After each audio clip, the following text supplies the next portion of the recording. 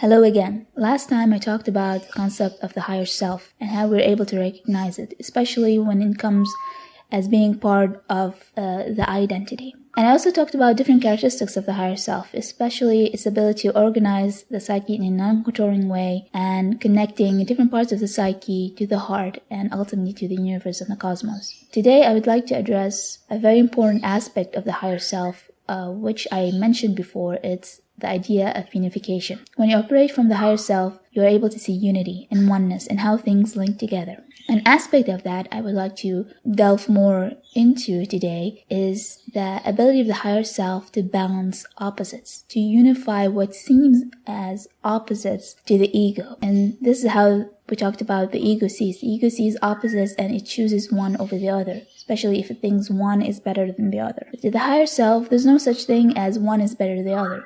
To the higher self, all of it is expressed in either something that is beneficial to you and others or not. And the ability of the higher self to unify opposites, especially in the psyche, like its ability to unify your male energy and your female energy. And we talked before about the anima and animus, and the aim of this unification is to form balance and alignment within your psyche, within your body, which is a vessel for your psyche and your soul, in order to be able to live this life fully and to be able to connect to the universe and the cosmos more effectively. Because if you're actually unbalanced internally, there's a form of the psyche begins to focus on itself, and it's unable to, it needs to heal itself first before it's able to connect to other things. Just like your body, for example, when you're physically ill, you will notice that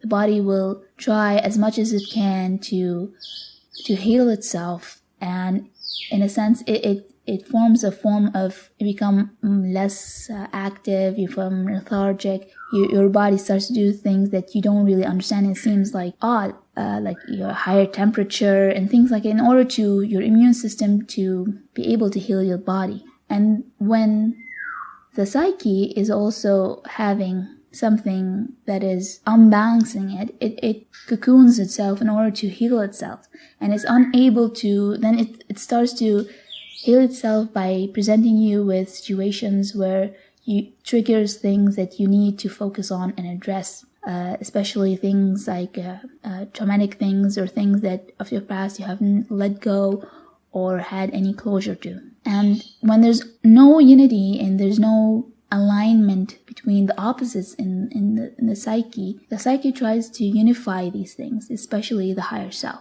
And it is one of the characteristics, it's one of the functions of the higher self to do that.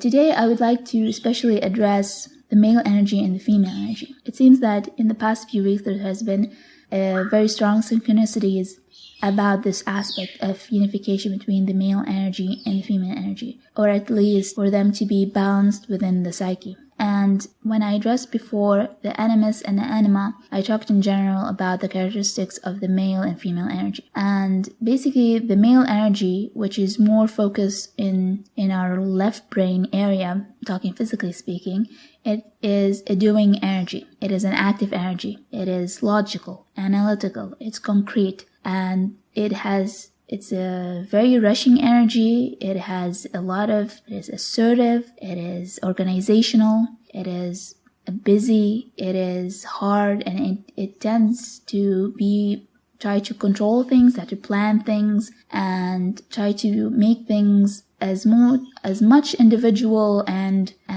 very specific to the person as possible. And then you have the female energy, which is more situated in the right brain, which is the energy of being, of stillness, of being passive, surrendering, intuitive, abstract, holistic, viewing things in a more connected way. It is more nurturing, it is more calm, it is receptive, it is more receiving, and it is nurturing, silent. As you can see, the expressions are what we would define as opposites, really. But why is it important that we have both of these expressions? If we live in a world which is actually the world we live in today, which is more left-brained and is more actually male energy even. And as we said before, both the males and female, women and men have male and female energy. Obviously, the women have more female energy than the male energy, and the opposite, and vice versa for the men. But both of us have male and female energy. And since the world we live in, if you notice around you, there's a lot of male energy, even within the women.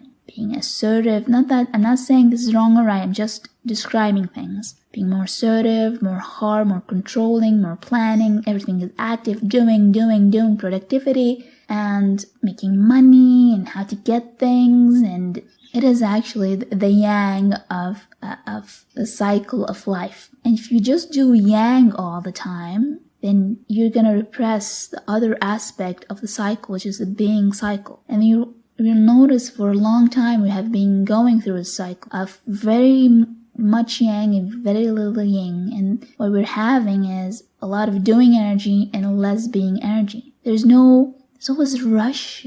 Everything is being rushed and pushed.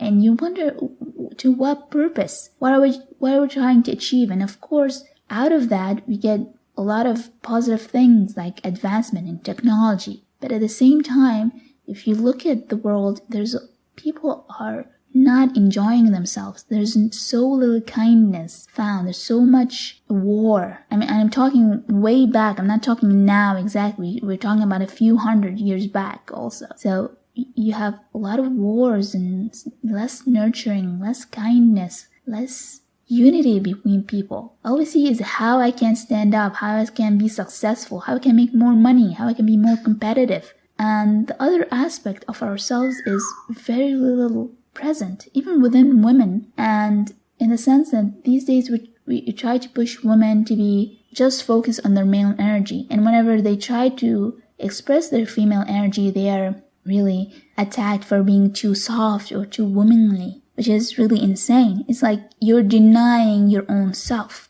For what purpose? And this goes to the men also. When they only drive their male energy, their doing energy, they are repressing their own female self, which is they're very cold, they're non-nurturing, they don't really connect to anyone, they don't really see things in a holistic way, and they just push themselves to work, and there's a lot of work going on, a lot of productivity, but so little happiness, so little being, so little creativity, which is more a female energy. And the ones that are being creative, actually, they fight for it. They fight to be creative, they fight to be nurturing, just going one way. And a lot of trauma and a lot of atrocities sometimes come from just being a doing energy. It's like you're canceling the other part of yourself, you're canceling the cycle of life, of doing and being. And some things that are very horrible to hear about these days, that there's no sense of empathy or kindness or love between people anymore, because there's no focus at all about emotions or your female part at all. So what is the point of having a unified or aligned female and male energy? You want to manifest things in your life. You want an identity that is expressive, that is manifest in doing, but at the same time enjoys what it's doing. That is, it does for a little and be still and enjoys what is happening. And it is creative, intuitive, and yet at the same time is assertive and active. And these two, whatever the situation, they try to balance themselves within. The higher self balances them depending on the situation we are in, not denying one or the other. Where we live in a world where we are productive, but at the same time we care about each other. We live in a world where families are still important, more than just providing a house or money for the family. Having interaction, having just being yourself. I mean, these days you can't even be yourself anymore. You have to be whatever is expected of you, of what your job is and what you can succeed in, what you can achieve. Just being yourself is like unaccepted anymore, because all people can think about is what they can succeed in and not who they are as people. And the higher self will help you unify these aspects, the male and female energy, in order for you to be able to be yourself and know who you are, and at the same time manifest what is you want through doing, and allow the cycle of life to continue on, the doing and the being, the yin and the yang. And there's more to say about this, Carl Jung especially called this process where you unify opposites within psyche the individuation process.